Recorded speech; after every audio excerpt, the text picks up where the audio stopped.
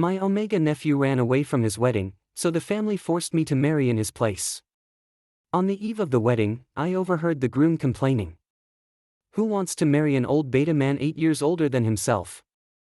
So, I signed an agreement with him. Once my nephew returned, we'd get divorced. 2 years later, my nephew really came back. I signed the papers, took off my wedding ring, packed my bags, and left far away. But he went crazy searching for me everywhere. 01. Who wants to marry an old beta man 8 years older than himself? I raised my hand, just about to knock on the door, when I heard this complaint from inside the room. The speaker's tone was full of disgust and contempt. Then another slightly older man said, "Your fiancé ran off. Whether you like it or not, you have to marry. Nicholas Ramirez may be a beta, but he's gentle and refined, a university professor with a presence that easily matches an Omega. When you meet him, show some respect." My father and uncle stood beside me, both looking awkward after hearing this. I smiled indifferently, pushing up my glasses on the bridge of my nose. Knock knock. I knocked on the door and then walked in. The Lee family father and son standing inside were slightly surprised. I greeted them warmly. "Anthony, Timothy, it's been a while." "Ah. Nicholas, you finally came." Everyone exchanged polite small talk as if nothing had happened. Anthony introduced. "Nicholas, this is my son Timothy. Please take good care of him." I casually glanced at the person I was to marry. Timothy, eldest son of the Lee family, 24 years old.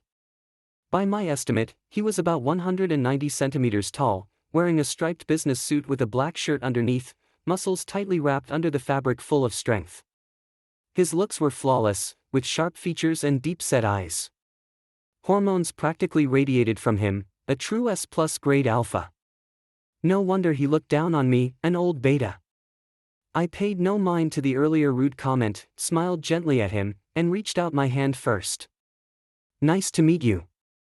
Timothy was momentarily stunned but then pursed his lips and shook my hand. That was our first meeting. A few days later, Timothy and I registered our marriage and held a grand wedding. The wedding was originally planned for my nephew Charles Collins, but he ran away at the last minute, abandoning everything to chase his dream. News of the alliance marriage had already spread throughout the business world. It was a point of no return. For the family's reputation, my grandfather and eldest uncle personally arranged for me to marry Timothy in Charles's place. Because I was the only unmarried adult in the family. After the wedding, Timothy took out 2 copies of a contract and told me firmly, "Let me be clear, you're not my type. My dad said if Charles comes back, I can switch partners. Until then, we have 3 rules: don't get serious with me, don't interfere in my personal affairs." I agreed without hesitation. "No problem, I feel the same way." Marrying him wasn't my choice, reaching an agreement was the best outcome. The contract stated that if Charles returned, I had to sign for divorce without objection. Of course, Timothy would compensate me financially. Good, straightforward. Timothy nodded in satisfaction, signed first, and pressed his fingerprint. "I'm signing first, here's the contract for you to keep." After saying that, he left the bridal room without looking back. 2 years later. Half asleep, I felt a tickling, prickling sensation on my lips and face. I struggled to open my eyes. What met my gaze was Timothy's large handsome face, rubbing his stubble against me while slipping his hand inside my pajamas to knead. "Get up, breakfast is ready." I impatiently pulled his hand out and turned over to go back to sleep. Timothy lay on top of me, smirking wickedly.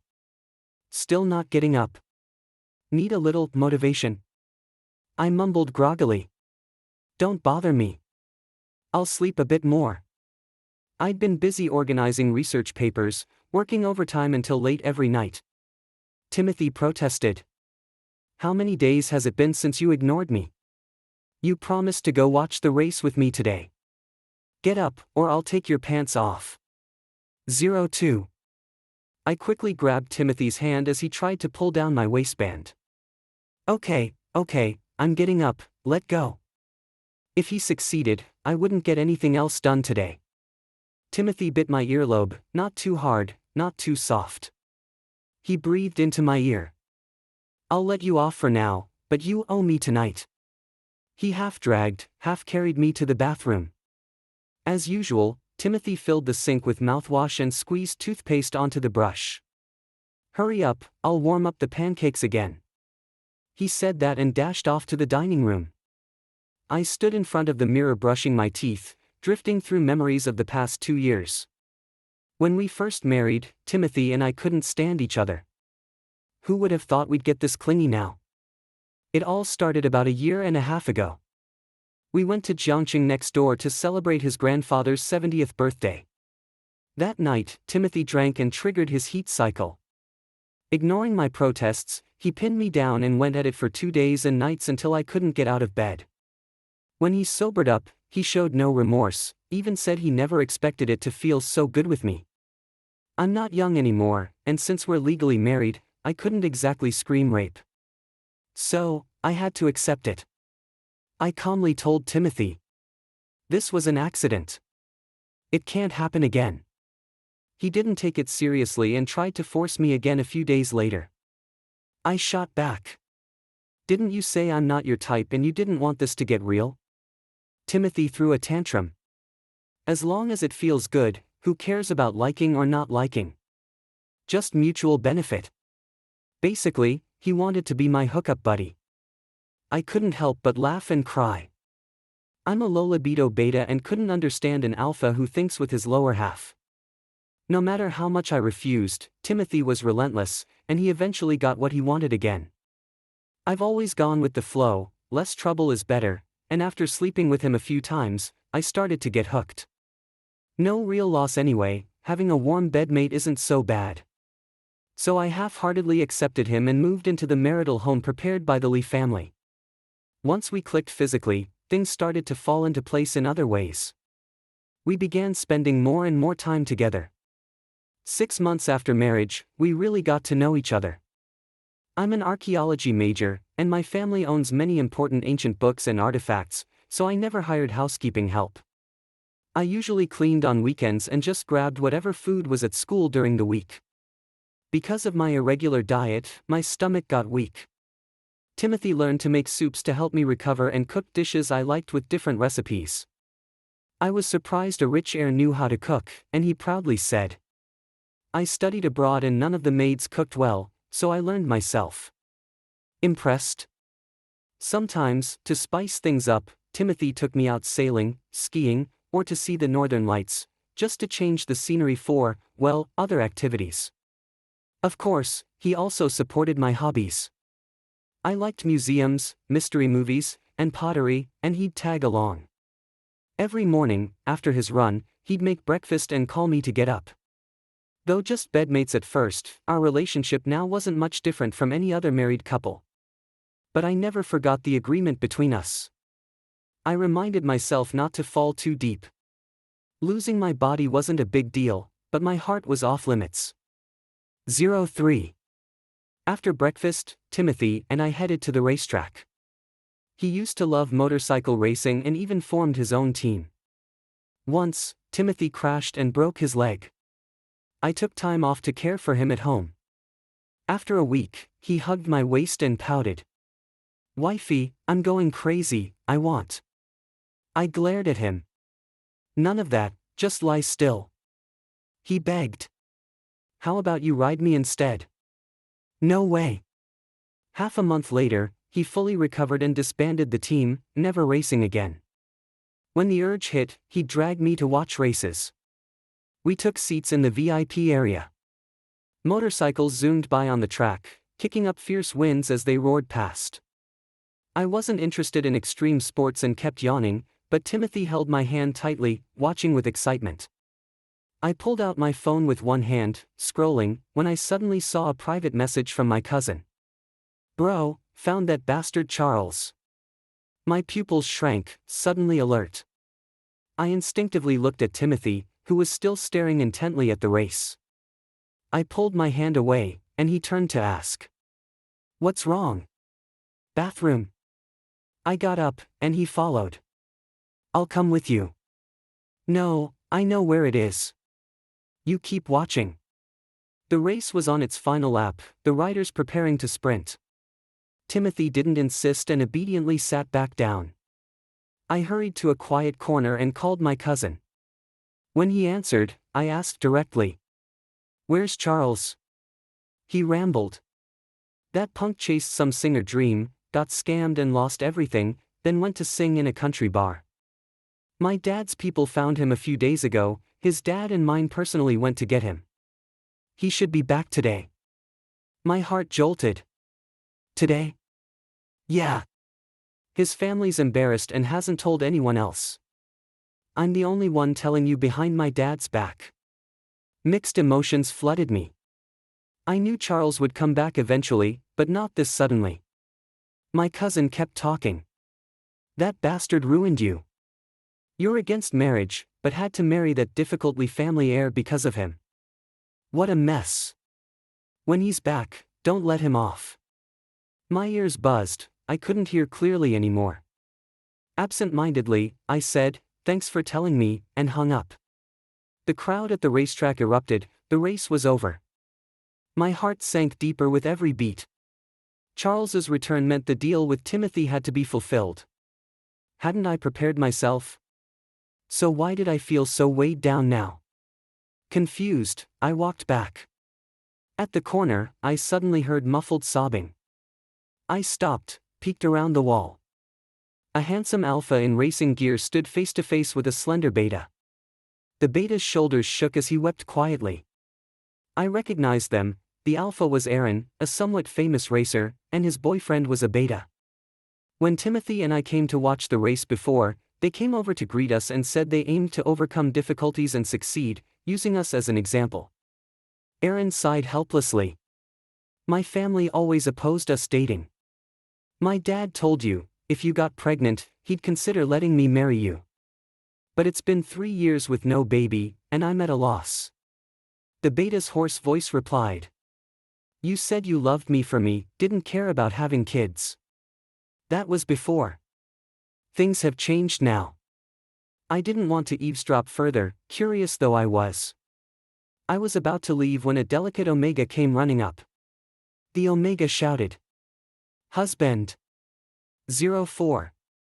He grabbed the arm of the racing alpha and shouted unhappily at the beta. Why are you still coming after Aaron? Don't you understand how to part on good terms? Do I have to say something harsh?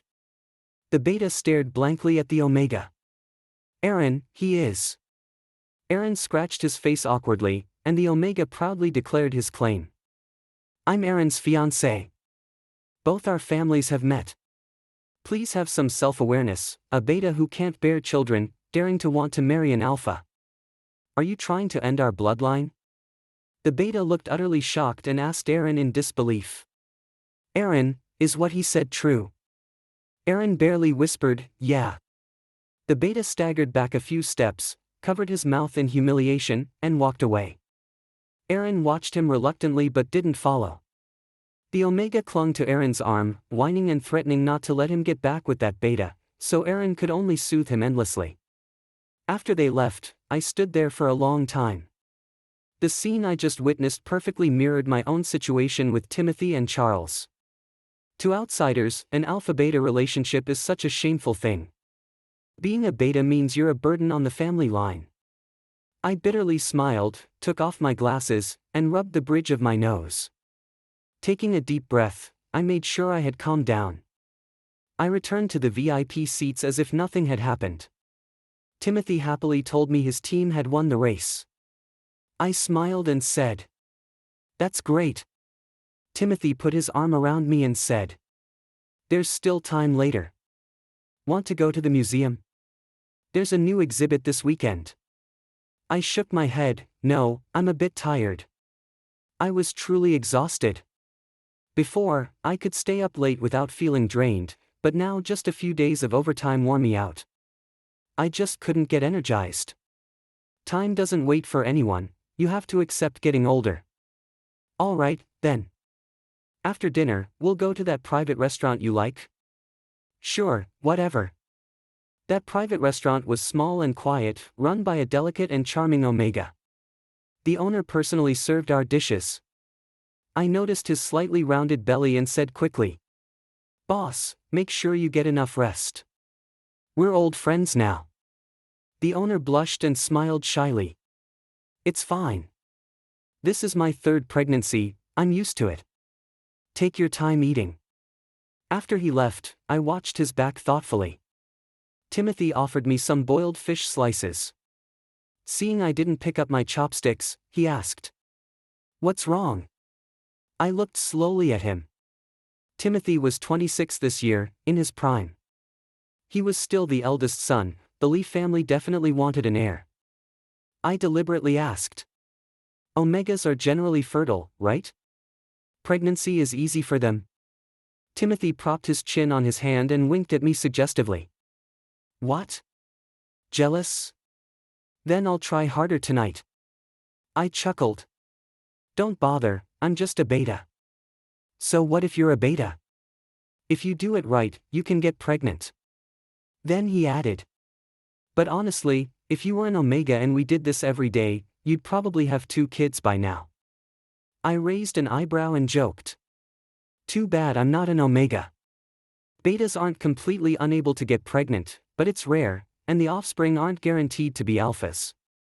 Like Aaron's situation, miracles don't happen for everyone.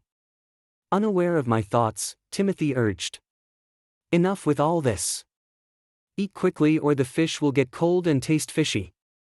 I ate without taste, my mind already made up.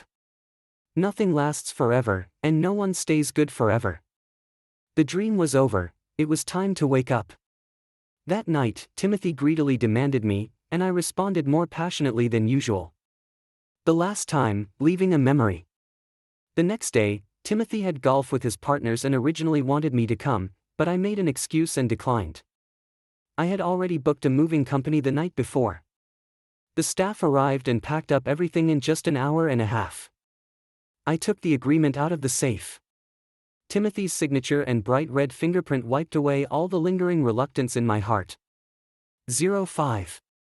He signed so decisively back then, so I had no reason to hesitate now.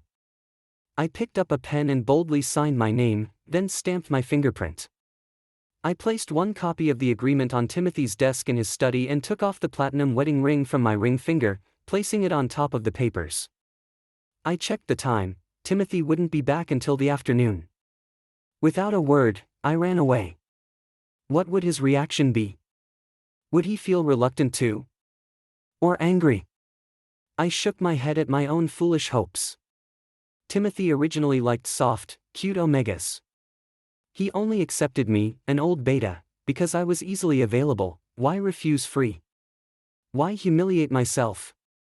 I admit I once had unrealistic fantasies about Timothy, thinking maybe he felt some genuine affection beyond just lust. But reality was I was older and a beta who struggled to conceive. The marriage was all forced by circumstances. Now that the real heir Charles was back, I shouldn't hold on to what wasn't mine. I wasn't ready to fully let go, nor did I want to hear news about those 2 for now. I planned to email the school administration and request all my accumulated vacation days at once.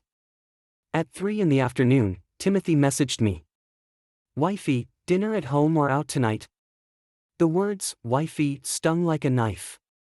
From now on, Charles would be his wife. I calmly replied, "You eat with your friends, no need to rush home." He asked, "Why? Won't you be lonely at home?" I didn't reply. I switched to a new SIM card and sent a message to my family telling them I was traveling and not to look for me for a while. Then I grabbed my bags and drove off alone. I planned to visit some unprotected ancient villages for academic research and a change of scenery. I drove all day and stopped at a small inn to rest. That night, my dad called. He asked straight away, "Didn't you tell Xiaoteng you're traveling?" I asked back, "What's wrong with Timothy? He's been searching everywhere for you, going crazy. What's going on between you two? Did you fight?" I rubbed my temples. "Charles is back. Have you heard? Sounds like he's back." "Wait, What does that have to do with you and Xiaotang? I spoke seriously. Tell Timothy that Charles is back and we have to honor the agreement. Then he'll understand. What agreement? Call him yourself and talk it out. I sighed. Dad, I drove all day and I'm tired. Not now. I hung up and turned off my phone to sleep. The next day, I contacted a junior from college. He's also a beta, named Alexander Gray. Alexander has his own private studio and flexible schedule. When he heard about my plan to visit the ancient village, he immediately wanted to join. We met in town, and Alexander, being thoughtful, hired a local guide to help us explore. I expected an elderly local, but it turned out to be a young, handsome alpha. Nicholas, nice to meet you. Just call me Joseph. Joseph smiled brightly and shook my hand warmly. I smiled politely back, nice to meet you. Please take care of us. Alexander said. Joseph has been working as a guide here for a long time. With him leading, we'll avoid a lot of detours. Since Alexander arranged it, I had no objections. The village is remote and only accessible by foot. Joseph led the way, and when the path got rough, he thoughtfully turned back to help me. 06. Alexander teased him.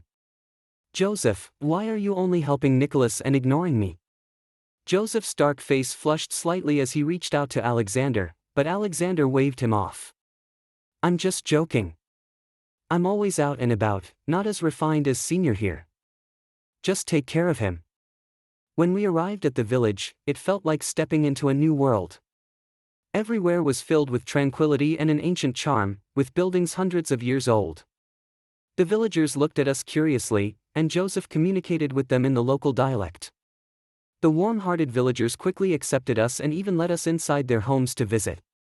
I busily took photos and videos. Since there was no signal in the village, my phone hadn't rung all day. In the afternoon, we returned to town for a meal. I hadn't eaten anything since morning, and though the table was full of local specialties, I still had no appetite. Joseph asked. Nicholas, is this food not to your taste? I forced a polite reply. No, maybe a bit of water and soil mismatch, my stomach isn't adjusting well. I'd been feeling bloated and had acid reflux these past days. I forced myself to drink some soup and ate a few bites. While eating, my phone rang. I checked the caller ID, it was from Heisher City. Was it family calling? I pressed answer. Hello. Where have you gone? I couldn't reach you all this time. Timothy's anxious yet angry voice came through. I stepped aside to answer calmly. Oh, the signal's bad. What's up? I should be asking you. What's going on? Why suddenly go on a trip? You could have told me. I could have taken time off to go with you. Timothy bombarded me with questions. I doubted he understood the situation, so I calmly explained. Anthony, my nephew Charles is back. According to our agreement, our marriage ends here. I've already entrusted a lawyer to handle the procedures. Once I'm back, we can get the divorce certificate. Timothy was silent for a few seconds, then exploded in rage. What are you saying? You want a divorce? You want to divorce me? Explain yourself. I frowned, pulled the phone a bit away, and rubbed my ear. Why was he reacting like this? I was baffled. After he yelled, I continued. Anthony, you drew up the agreement and signed it first. We agreed to divorce once Charles returned. Don't tell me you forgot. Timothy stammered on the other end. But I spoke in a businesslike tone. Please fulfill the compensation you promised as soon as possible. I have other matters to attend to. Goodbye. I ended the call, but Timothy called again. I answered, annoyed. What now? Timothy's tone softened. Wife, did I do something wrong to upset you? Why was he still calling me wife? I patiently explained. You did nothing wrong, and I'm not angry. I'm just fulfilling the promise. Also, please stop calling me wife, Charles is the one. While I spoke, Alexander came running over. Senior, do you want to? He stopped mid-sentence when he saw I was on the phone. Timothy overheard and furiously exploded again. Who are you with? Which guy? It's my junior from college. I realized I didn't owe him any explanation and changed tone. That's my private matter and has nothing to do with you, Anthony. Nicholas. Timothy shouted my full name, voice practically spitting fire. If you dare cheat on me, I won't forgive you. Crazy. I really couldn't reason with him, so I decisively hung up. He called again, but I didn't answer. 07. That afternoon, we headed to another village. I barely ate at lunch and after some walking began feeling dizzy, short of breath, and nauseous. Not wanting Alexander and the others to worry, I kept quiet and endured it. By the time we returned to the hotel, I was nearly fainting. I collapsed onto the bed and couldn't get up even if the sky fell. I don't know how long I slept before loud banging on the door woke me. I groggily opened my eyes halfway. The room was bright, and I glanced at the phone by my pillow. It was already 10 a.m. I'd overslept. Panic instantly woke me fully. The knocking continued along with Alexander's anxious calls. Senior. What's wrong? Senior. I answered weakly, coming, and got up to put on my slippers. Just as I stood up, dizziness hit me hard and the world spun. I hurriedly grabbed the nightstand for support. Low blood sugar, I thought. After a while, I regained some strength, put on my glasses, and opened the door. Sorry, I was about to apologize to Alexander but suddenly saw Timothy standing behind him with a grim expression. My heart skipped a beat. Damn it! Why was he here? Timothy's hair was messy, his eyes bloodshot, and his stubble unshaven. He looked like he'd pulled several all-nighters. I gasped softly and was about to speak when Timothy shoved Alexander aside and strode straight up to me. He pressed me into the room, then slammed the door shut behind him. The lock clicked automatically. Outside, Alexander shouted. Senior, I explained to your husband, we're just ordinary friends. Tell him to calm down. Inside, no one spoke first. Timothy's gaze locked onto me like a hunter eyeing its prey. I had been confident before but felt suddenly guilty under his stare. I forced myself to stay calm and avoided his eyes, walking to the small table to pour water. Why did Anthony come? I asked. Timothy spat between clenched teeth. Come back with me. I took a few sips of warm water and gently put down the cup. I already made it clear on the phone yesterday. Timothy strode behind me, grabbed my shoulder, and turned me to face him. That damn agreement is worthless. That was 2 years ago. I tried to shake off his hand, but he held tight. I sighed helplessly. Anthony is a businessman, please honor the contract. To hell with contracts, he snapped, don't think you can leave me. You married me, you're mine forever. Timothy coming here showed he cared, but it wasn't enough to change my mind. I said calmly. Don't talk about forever. You can overturn things from 2 years ago, but years later, you'll change too.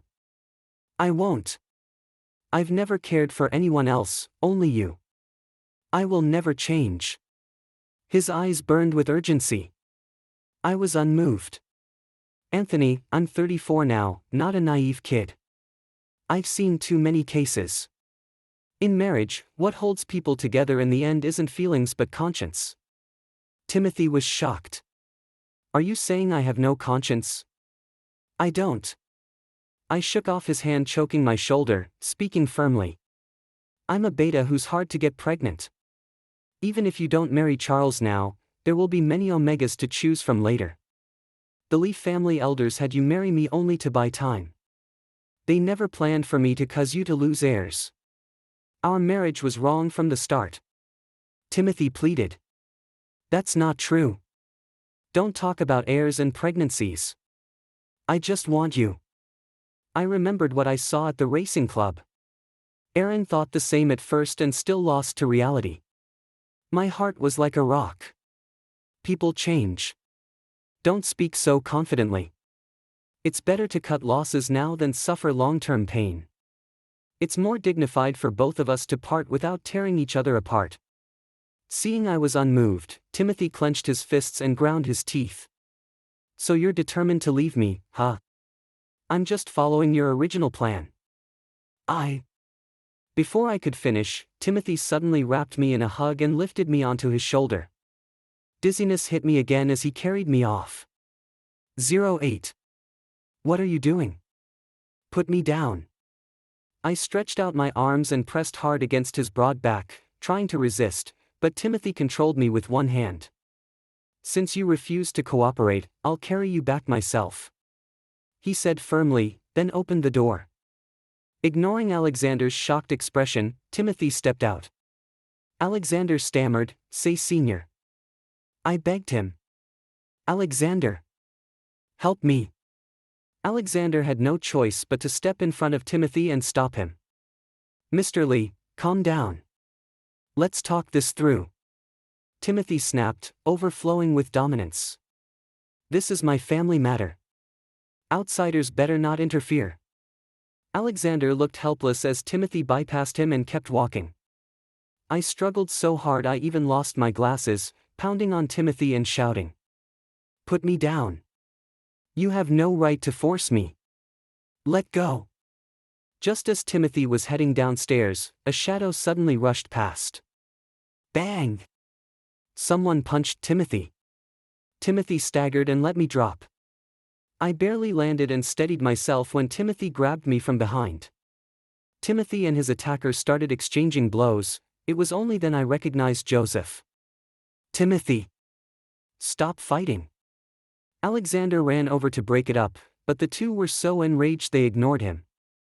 Alexander and I were too small to stop two towering alpha men fighting in the corridor. The commotion quickly drew the hotel staff.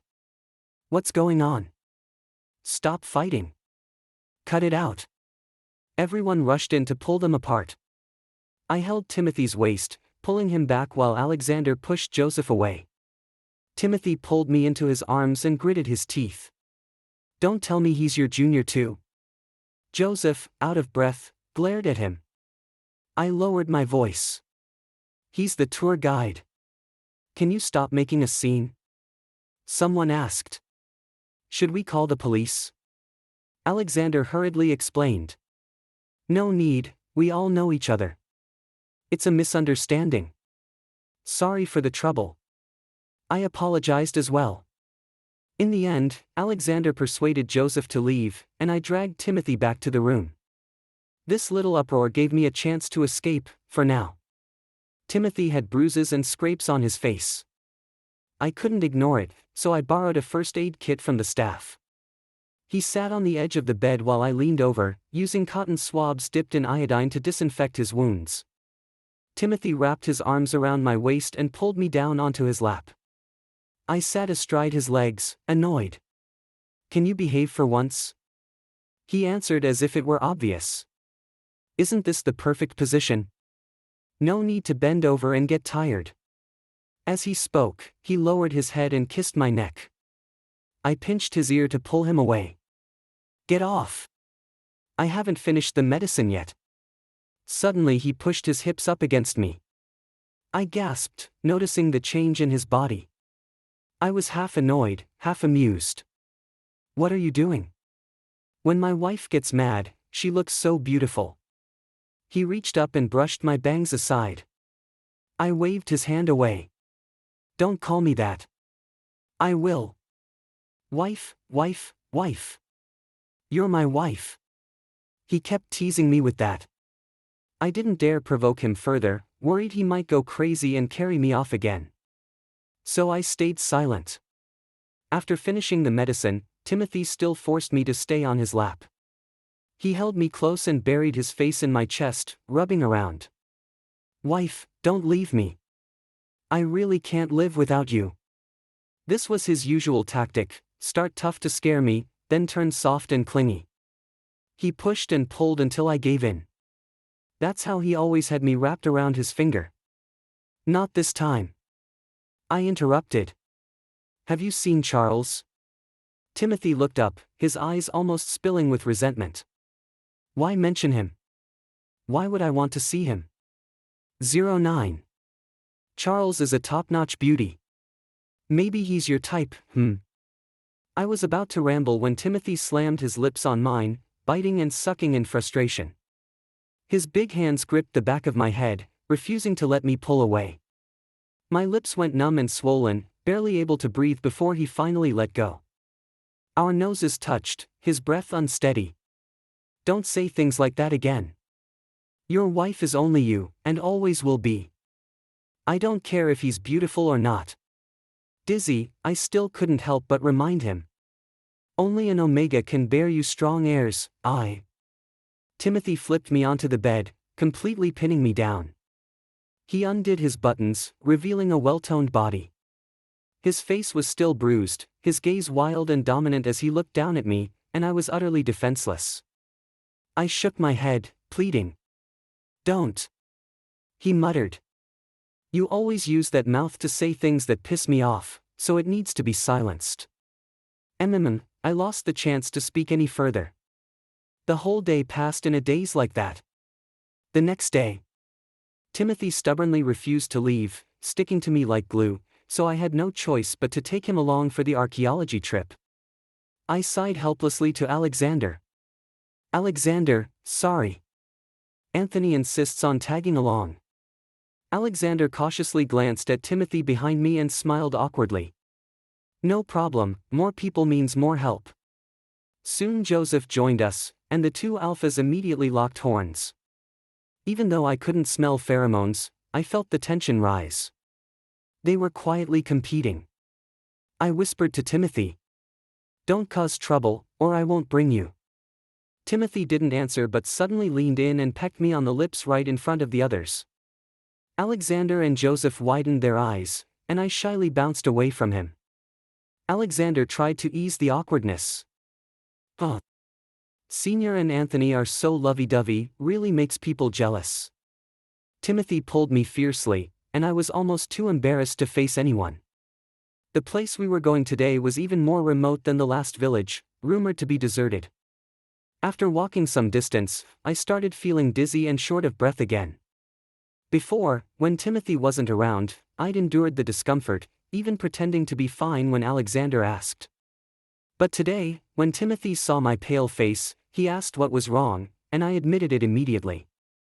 Dizzy and nauseous. Without hesitation, Timothy helped me sit under a shady tree, gave me water, and fanned me. Having someone I trusted by my side, I didn't want to pretend anymore. Feeling guilty about holding everyone up, I told Alexander. Alexander, sorry, maybe you guys should go ahead. I'll rest a bit and catch up. Alexander nodded and left first with Joseph. No sooner had they gone than Timothy lifted me onto his lap. You look terrible. If you don't feel well, we can go back. I glanced at him. Didn't you keep me up all night? Timothy shamelessly said. I haven't eaten for 3 days. Of course, I have to make up for it. Can you put something else in your head for a change? My head's full of you and nothing else. Timothy grabbed my hand and pressed it to his chest, gazing lovingly. I love you so much I'm losing my mind. And you still don't believe me.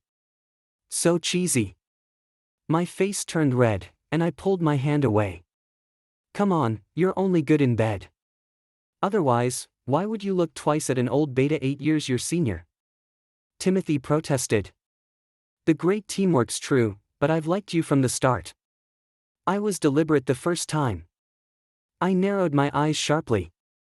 What do you mean deliberate? 10. Timothy held me close and confessed. I've wanted to sleep with you for a long time, but you kept avoiding me and wouldn't come home at night. I was out of options. Remember when we went to Jiangqing for my grandfather's birthday? That night my heat came early. I actually took the medication ahead of time because I knew you're soft-hearted and couldn't just stand by seeing me suffer. I was furious and twisted his ear in anger. So you've been scheming against me all along. Who told you to be so tempting? Timothy shamelessly said. You have no pheromones, yet you're irresistible. Slim waist, perky butt, a smile that's both innocent and seductive. Whenever you speak, I react. You're a demon born to seduce me. I didn't know whether to be angry or laugh. Timothy wrapped his arms around my waist, pleading. Wife, let's make up, okay? I admit I was too harsh before. I shouldn't have looked down on you. Please don't leave me. I tried to stay clear-headed. That's not the point. Alpha and beta don't usually end well. Timothy interrupted me. Honestly, you just lack security. How about this, after we get back, I'll transfer all my shares to you. If I ever do you wrong, I'll lose everything. I began to waver. Don't joke, that's your family's business. Aren't they all mine because of you? As he spoke, I suddenly felt the ground shake. Then, stones started raining down with a crackling sound. I looked up and saw a landslide. The hillside nearby was collapsing in a mix of rocks and dust. Before I could react, Timothy had already lifted me and started running. The mudslide chased us like a roaring beast. The dust burned my eyes so badly I could barely open them. Timothy suddenly stumbled forward, and I felt dizzy. Everything went black. Drip, drip. Something wet fell on my face. I closed my eyes and instinctively touched it. My fingers came away sticky and warm. This was. I rubbed my fingertips. Blood. I snapped my eyes open. Timothy was above me, pinned under stones and mud but still straining to support an empty space for me to be safe. Blood streamed down his face. He clenched his eyes shut, trembling from exhaustion. Gritting his teeth, he whispered shakily. Go, get out. I struggled to turn over and crawled out. I had just escaped the rubble and was about to turn back for Timothy when suddenly the space he'd been holding collapsed with a crash. Shouting! I screamed in heartbreak. Desperate, I knelt and dug with my bare hands as I heard Alexander and Joseph shouting from afar. Senior! Anthony! Nicholas! I cried out. He's buried underneath. Hurry! They rushed over, and together we dug frantically. My fingers were scraped raw by the stones, but I didn't notice. Timothy can't die. He must not die. That thought filled my mind. Soon, Timothy's upper body emerged, but he showed no response. We dragged him out and laid him on the grass nearby. Timothy was unconscious from suffocation. Joseph pressed his ear to Timothy's chest, listening for a heartbeat. His face paled. Not good. His heart stopped. My head buzzed, and I nearly fainted. 11. Alexander was sweating nervously, pulling out his phone to call for help, but the mountain area had poor signal. He had to hold the phone up and move around searching for coverage. I sat down next to Timothy. If something happened to him, I didn't want to live either. That thought flooded my mind. No, I had to hold on. I took deep breaths to calm myself. I remembered the first aid training I had during school. For cardiac arrest, CPR was needed. I clasped my hands, interlaced fingers, and locked my elbows straight. Using my waist to power my arms, I pressed vertically on the middle lower part of his sternum. Timothy's chest heaved violently under the pressure. Then I opened his airway, cleared dust and sand from his mouth and nose, pinched his nose, and gave mouth-to-mouth rescue breaths. After 2 rounds of artificial respiration, I resumed chest compressions. My arms grew numb and sore, but I couldn't stop. After 3 minutes, Timothy responded. He coughed and began breathing on his own. Joseph and Alexander cheered. He's responding. He's saved. My tense nerves instantly relaxed. But suddenly I felt dizzy. Bang! I collapsed, losing consciousness completely. When I woke up 5 hours later, I was lying in a hospital bed receiving an 4 drip. Timothy sat beside me, holding my hand, with bandages on his head. Weakly, I asked, "Are you okay?" "I'm fine." They did a full checkup. Just some scalp wounds, not serious. Timothy gently stroked my forehead. No wonder he was gifted, his recovery was so fast, I envied him. But all this happened because of me. He could have been sitting comfortably in his office. Timothy murmured. Rest well. No more running around. Seriously, you're pregnant and still this reckless. I had been spacing out when the word pregnant hit my ears like a thunderclap. I stared at him, dumbfounded. What baby? Timothy placed his other hand on my belly, furrowing his brows. Our baby. The doctor confirmed it, it's 5 weeks. You've been running around with a fetus inside you. The doctor said the baby's tough, but you need to be more careful. This felt surreal. I thought he was joking. Are you serious? I'm pregnant? At my age, as a beta, how could I believe it? Ultrasound showed the gestational sac. How could it be fake? Timothy said proudly. Humph, do you think I'm a saint? Sleeping with you every day isn't for nothing. He was still so full of himself, but I couldn't listen anymore. I swore I never even dreamed I'd get pregnant with Timothy's child. So the recent loss of appetite, fatigue, and dizziness were pregnancy symptoms? I just thought I was getting old and my health was declining. Timothy kissed the back of my hand, mock angry. You still dare to run around with a baby? I'll chase you to the ends of the earth and bring you back. My eyes welled up. The image of Timothy unconscious just now was still vivid. I almost lost him forever. Now not only was he safe, but fate had given me such a huge surprise. All this luck poured down on me, I had no right to be ungrateful. Tears brimmed as I squeezed his hand back. I won't run anymore. I won't go anywhere. Even without the baby, I wouldn't leave Timothy again.